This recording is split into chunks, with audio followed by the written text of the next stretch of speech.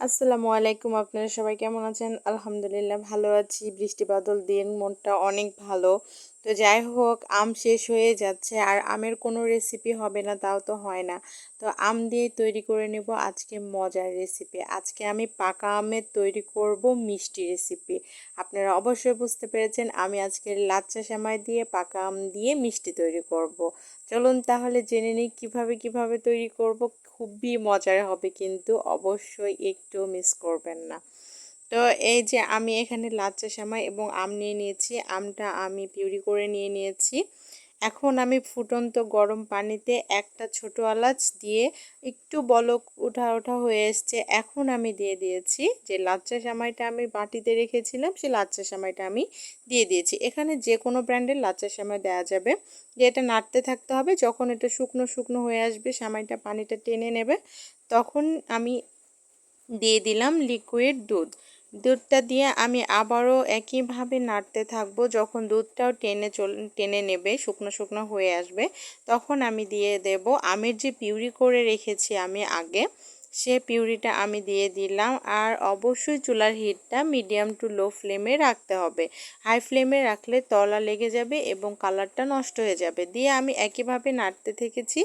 দিয়ে নাড়তে নাড়তে আমি চিনি দিয়ে দিলাম। চিনিটা আসলে যে যার পরিমাণ মতো, অনেকে আছেন সুগার কম খান, আবার অনেকে আছেন বেশি খান। তো মিষ্টিটা আসলে যার যার নিজস্ব ব্যাপার। যে আমি তারপরেও একটু মিষ্টি দেখে নিচ্ছিলাম। আর একটু মিষ্টি ভালো লাগে। তো যাই হোক, নাড়তে নাড়তে আমার শ্যামার মিশ্রটি যখন শুকনো হয়ে আসবে, এ পর্যায়ে আমি দিয়ে দেব 2 টেবিল চামচ গুঁড়া দুধ এবং 1 টেবিল চামচ ঘি। দিয়ে আমি আবারও সুন্দর করে নাড়তে থাকবো যে পর্যন্ত না আমার এটা শুকনো শুকনো হয়ে যায় এবং প্যান থেকে ছেড়ে যায়, সে পর্যন্ত আমি এটা নাড়তে থাকবো। যখন আমার মিশ্রণটি প্যান থেকে ছেড়ে যাবে, একটুও প্যানে লেগে লেগে যাবে না, সে পর্যন্ত এটা নাড়তে থাকতে হবে। আর অবশ্যই মিডিয়াম টু লো ফ্লেম রাখতে হবে, না হলে কিন্তু এটা পুড়ে যাবে এবং এটার কালারটাও নষ্ট হয়ে যাবে। দেখেন কতটা সুন্দর একটা অরেঞ্জ বা ইয়েলো কালার সুন্দর হয়েছে, দেখতে কিন্তু অনেক সুন্দর হয়েছে। আর মাশাআল্লাহ খেতে কিন্তু অনেক মজার। তো এই যে আমার এটা কিন্তু হয়ে গেছে। এখন আমি এটা একটা প্লেটে করে ঠান্ডা করতে দিয়ে দেব। একদম ঠান্ডা না হওয়া পর্যন্ত আমি অপেক্ষা করব। এই যে আমার এই শ্যামার মিশ্রণটি ঠান্ডা হয়ে গেছে। এখন আমি এটাকে একটু একটু করে নেব এবং বল বল করে মিষ্টি শেপ দিয়ে দেব। তাহলেই কিন্তু আমার হয়ে যাবে শ্যামাই এবং পাকা আমের মিষ্টি।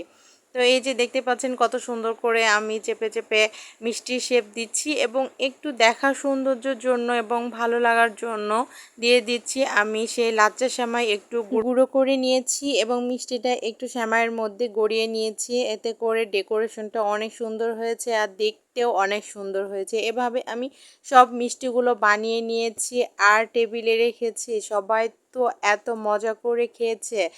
আর যাই হোক, যে কোনো জিনিস তৈরি করলে যখন সবাই বলে যে হ্যাঁ অনেক ভালো হয়েছে, এতেই কিন্তু যে রাঁধে তার কিন্তু সার্থকতা।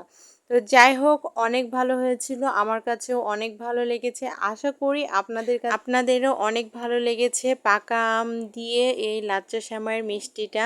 আশা করি আপনারা অবশ্যই তৈরি করবেন এবং আমাকে লাইক কমেন্ট শেয়ার করবেন এবং আমার চ্যানেলটি সাবস্ক্রাইব করবেন, ফেসবুক পেজটি ফলো দিবেন। আল্লাহ হাফেজ।